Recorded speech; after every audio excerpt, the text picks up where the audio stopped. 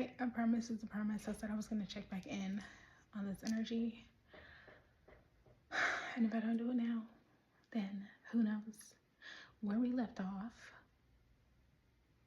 it was an understanding that a lot had happened within this connection. A lot of stress, a lot of confusion. Twin flames were at the bottom of the deck. Let's see what else.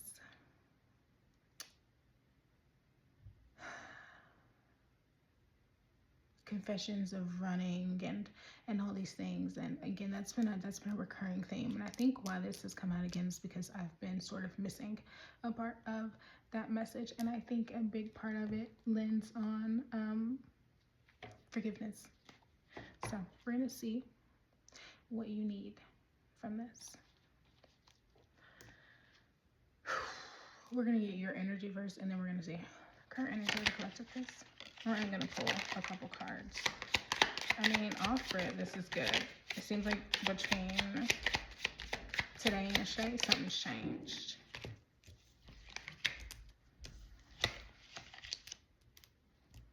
Because we've got the Five of Cups reversed, which speaks of forgiveness, moving on, accepting change.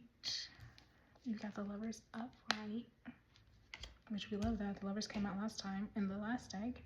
We got this Winter Solstice timing card. So for over the last year or more, okay, so this is something that's, okay, yeah. 141.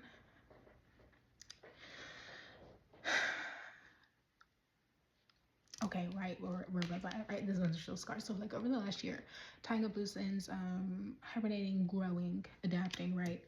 To what? We have the Devil reversed here. So really looking at your own karmic patterns and how they show up in love, how you show up in love, and releasing a lot of energetic ties, right? So that you can get to this Ten of Cups here, that ultimate happiness, right? That's what you've been working on. So if that's what you've been working on, why was that energy so, like, the energy I was picking up on yesterday was very different from that. It was someone who was kind of sitting in energy of like, you had your turn, now you're gonna learn what it really feels like to miss me. And maybe it's because you are now sitting in, maybe now you're understanding what it means, right? Like we just like ended Saturn and Pisces. I know for me, it was in my 7th house. It was rough. It was like, it truly was understanding, very similar to this energy, understanding how to not overgive in relationships, but how to like how to show up in healthy relationships, like what healthy relationships are supposed to mean, and learning to set boundaries, and learning to even like more than that, like seeing the subconscious scripts that were playing out within interpersonal relationships.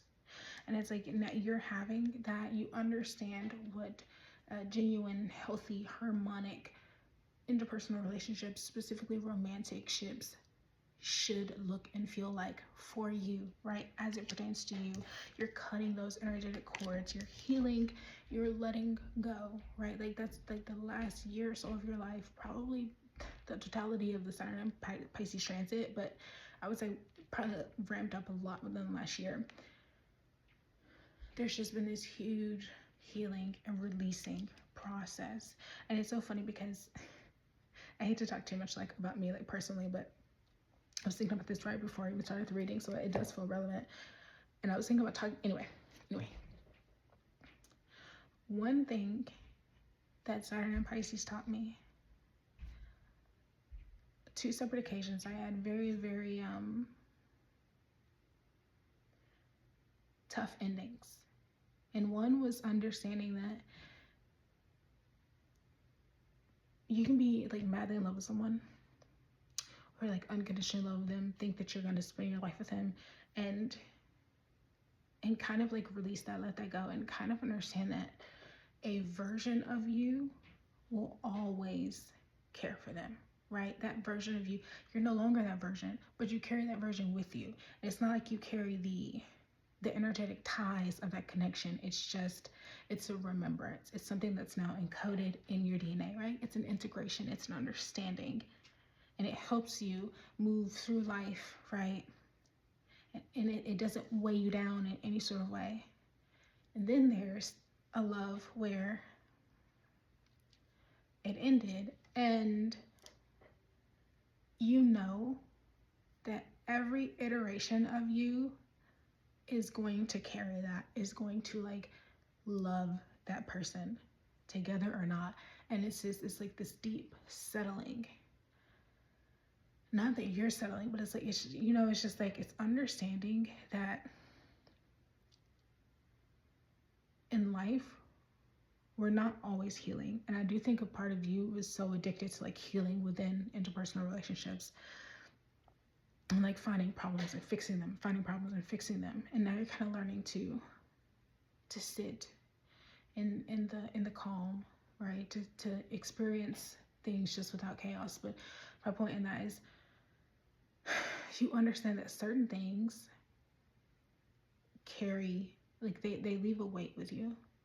You're gonna carry with you at all times, and it's not a hindrance. It's not something that you always have to acknowledge. It's just something that's there. And in one way or another, it's gonna sound crazy, it's gonna sound masochistic, in one way or another, you're better off for that. Like, you're better off like having that experience. And it goes back to like me with like, I say that like I feel like every aspect of life is beautiful. The darkest times, the greatest times, the mundane, all of it is very, very beautiful. And I feel like it is an extremely beautiful and privileged thing for us to be able to feel such the energy's heavy, okay? Like, it's just a lot, in a good way, but it's just like a lot. To be able to feel such loss, right? Such pain, because that is the beauty, that is love. It stays with you. I don't know why my lights just keep dying. Oh, it didn't die. It just kind of, oh, it autos off. Oh no, it did die.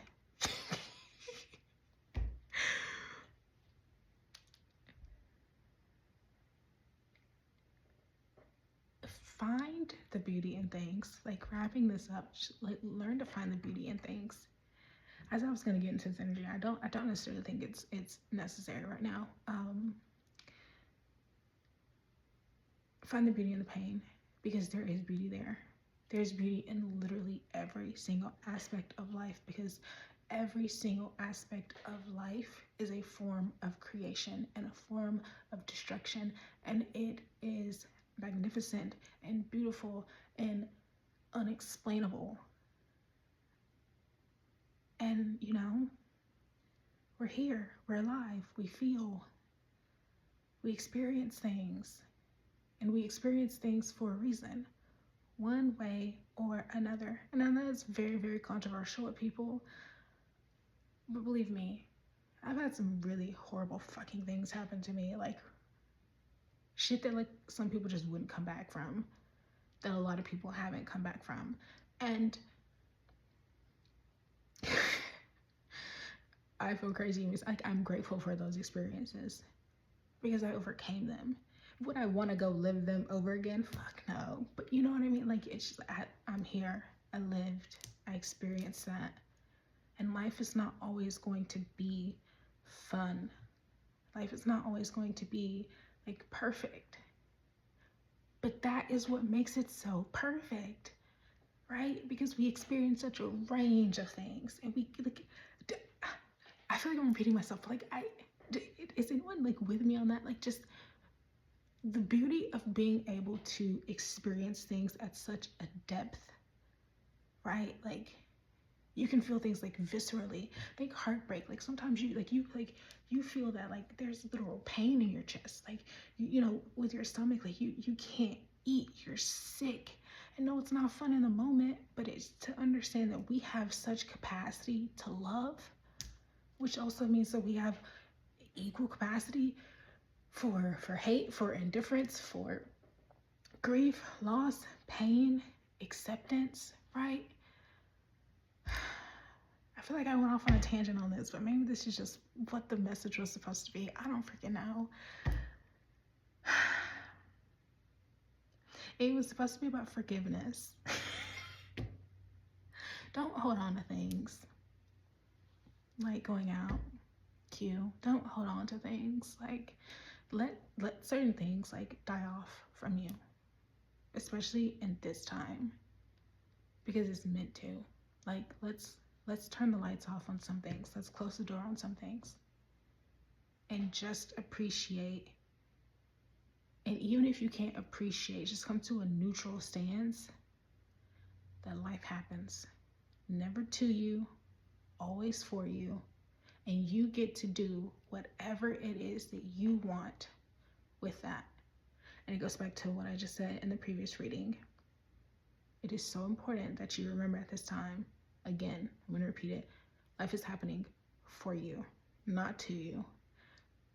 When you define your reality as everything is happening for you, it is very easy or easier to be able to see the beauty in everything, the magic in everything, the moment for growth, the opportunity here, right? Like just a little sprinkle, even if it doesn't feel like it. But when you think things are happening to you, you are then choosing a reality where you are not a co-pilot operating your little life spaceship. You're just a passenger, not even on the other side, right? You're all the way in the back. You don't even have a say. And why be that resigned with life? Your life, your reality, how you view things. And somehow this ties into a person and a love and someone who walked away from you and you not repeating energetic cycles and whatnot. Last thing I'll say on this is what this is. It can be that you learn lessons, that you grow, that you understand what it is to no longer repeat certain patterns, right? To sever certain energetic cords and karmic ties, maybe that span your lineage or whatnot. But it doesn't mean that always means you have to write a single person off. I would love to actually get into this energy. Probably not tonight. But whatever it is pertaining to this specific reading, if you relate to this collective, and like the reading before this one yesterday, it's okay to sometimes to forgive someone for even if they did something that others would deem unforgivable, right? Like you can't come back from something. I genuinely think that we all can come back from anything. Now, whether or not you allow space for that, your own decision, choose your reality. But I think also in this reality, you're meant to do things differently. You're meant to sever these cords, right? I just split to the Page of Cups here. And strength. That's very, very beautiful. You're meant to sever these cords, but you're not meant to just write people off because it's just not who you are. You're meant to give people chances, and that could be something that you hate about yourself. But you've been letting go and releasing these things, right? I think this is the last like little lesson that you're learning at this time. I know this was long-winded, but this is kind of the point. It's that forgiveness doesn't always have to mean cutting people off. For some people, yeah, but like for others, and I think probably for the bulk of people in your life, use your discernment. Don't come attacking me. If it's not for you, it's just not for you, okay? Like, that's okay. But for those of you who this is for, You were put here on this earth because you have a unique capacity to love, a unique capacity for understanding, for acceptance, for compassion. We're stepping into a time where you could choose indifference, but you know that there's enough of that in this world. You know that that's not who you are at your core. You're someone who is loving and kind, like true, authentic, unconditional love. Don't shy away from that just because the majority of people don't do that, make fun of that, would take advantage of that. That just means that, again, the world needs more of it. So anyway, I hope this message helped you. If you resonate with this, please let me know. As always, I suck at saying this, but whatever. I am taking personal readings at this time. If you'd like to book with me, email in bio. And if this is on YouTube, in description. I love you so much. Have a wonderful evening. Happy Venus Day. Happy Valentine's Day. Bye.